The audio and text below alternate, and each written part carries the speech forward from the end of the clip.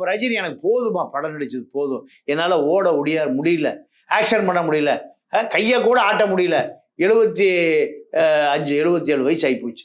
இதை காதிலே வாங்குவதில்லை லதா ரஜினிகாந்த். தன்னுடைய மூத்த மகள் ஐஸ்வர்யா டைவர்ஸ் தனுஷை விட்டுட்டு போயிடுச்சு. காரணம், லதாவை பொறுத்த வரைக்கும் ரஜினி சொல்லுகிற அதே ஸ்டைல் தான்.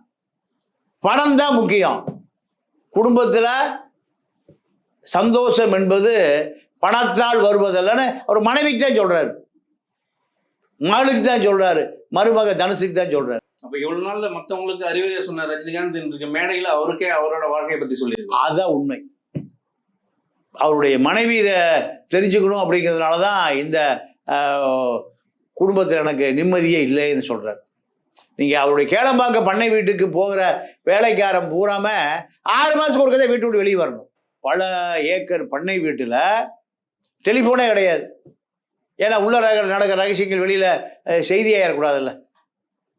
அப்போ கொத்தடிமைகளும் ரஜினிக்கு வேலைக்கு போகிற கேளம்பாக்கம் 10க்கும் மேற்பட்ட தொழிலாளிகளும் ஒண்ணுதான். அவங்க பண்ணை அடிமைகள் தான்.